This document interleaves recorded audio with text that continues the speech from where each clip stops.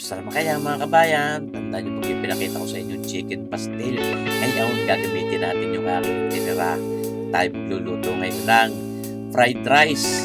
Chicken pastel fried rice. Sana yung subaybayan ninyo. Patuloy ninyo sa dulo ang ating gagawing aray.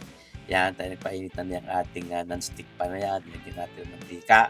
Pinainit na natin. At siyempre, tayo magsasakot siya muna na yung bawang na yan. Hindi po pwede mawala sa mga sinangag, pabango, pampasarap yan, pampatanggal umay.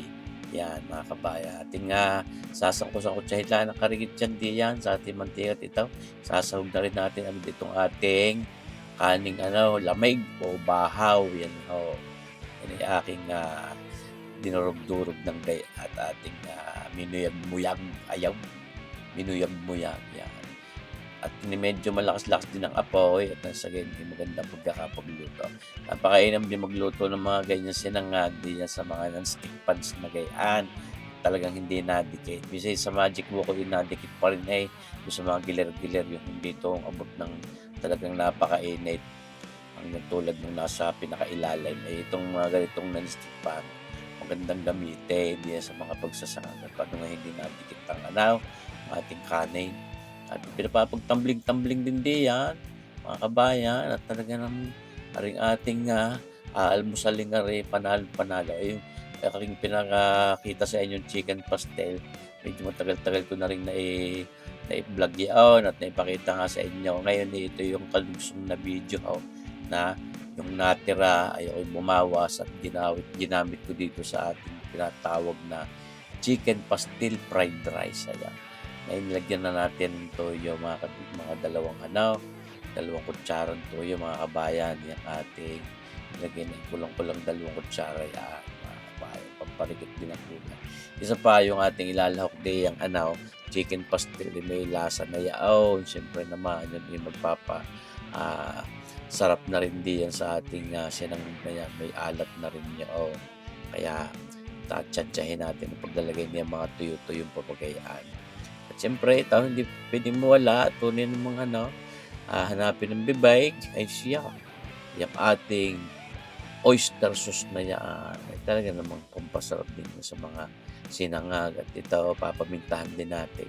Yung flavor nung ginamit natin doon sa pastil parang dinadagdagan natin dito sa pinakabahaw, pinakakanay. Dahil siyempre, para tumalaban lasa. Yan, dahil yung lasa ng chicken pastel, nasa sa mismo na-absorb lamang ng hibla ng laman ng manok. Kaya hindi lalasa sa kanin niyaan. Para talaban lasa, nilalagyan pa rin natin ang karikit ng mga tuyo, paminta, oyster sauce na yan. Ngunit ka naman. Para namang nag-aayaya na. Lalawa pa ng chicken pastel, pwede na yan mga kabayan.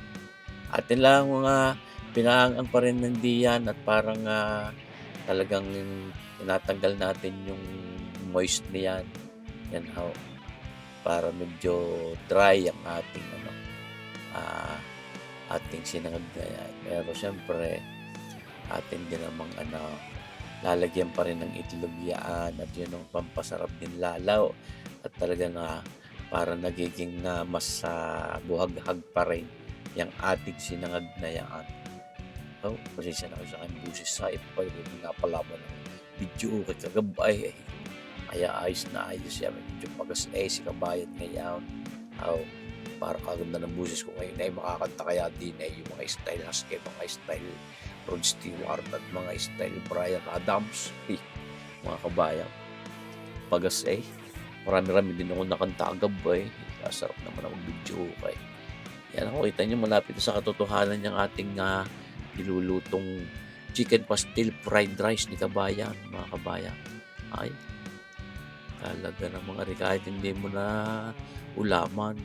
Paano yung chicken pastel na mismo magsisilbing pang-ulam diyan ay isasahog na natin mismo diyan sa sinangag na yan. Hindi subo ka na lang na subaw, mga kabayan. Hindi ka na malilitaw. Ito chicken pastel na ginawa natin. Ating sasahugan niyan itong ating sinangag na ito. Kaya tinawag nating chicken pastel fried rice. Ayan mga kabayan, ilalahat. Siyempre, napakatibay din naman luto kong chicken pastil na yaw. Dahil ang gusto ko ang chicken pastil medyo dry, maigahaw, hindi yung mamasa-masa. Tunay kayaw mga kabayan. Kung gusto niyo pa rin yung mapanood yung ginawa kong pagluluto diyan sa pastel, hanapin niyo lang ako doon sa aking mga nai-upload na video. Yan i-search niyo lang chicken pastel ni Sir Boyet. Kita niyo ba ito? Luto na yan. Mapapahayin na yun doon sa hapag ng lantakan mga kabayan. Tunay namang dapat rin lalaugang rin sinusundot uli ng kanta para sumaguli. Para ako yun medyo pagas na pagas mga kabayan. Ito yung baga. So, ayos na yan. Tunay ka naman. Panalo na yung ating fried rice na yan. Chicken pastil fried rice ni Sir Boyet. Kapag laway na mga kabayan, gagawin pa rin natin yan ng plating. Basta hindi ko na pinabilis ang video niya pagluluto natin iyan at para talaga subaybay. May nakikialam ako. Talagang may kubudlit agad at itimusan, hindi na makaintay pag para kasarap ng itsura rin ating chicken pastil fried rice na mga kabayan. Real time yung ating video, hindi natin pinabibilis para makita ninyo nakarikit na oras lamang ang ginawa natin pagluluto dito, mga 6 hanggang 7 minuto lang. Yan mga kabayan, ayos na yan. Smart si Pau tawaray. Talaga naman patay na natin ang apoy at luto na yan. Pero yan, aking lalagyan pa rin ng pampalinam na pampatanggal umay. Lalagyan natin ng onion spring na yan. Tunay naman pampabangaw, pampatanggal ng umay. Mga kabayan, ating onion spring. Hahalu-haluin din na napapagayat ng ma-infuse yung amoy, yung flavor doon sa ating sinangag. Kaya talaga ang busis ko yan pagkasay si kabayan para sasabit pa ating lalaugan mga kabayan. Tama na yan. Susmarsi po naman gutom na ipasal na malalanta yan umukay na nag-thumbs up na patagilid, thumbs up na patagilid. Dito natin ilalagay sa ating mangkok na yan para magandang presentasyon, para kunyari tayo nasa sa bansang China. Yan mga kabayan, nakakapaglaway so sparsi po tawaray. Tunay namang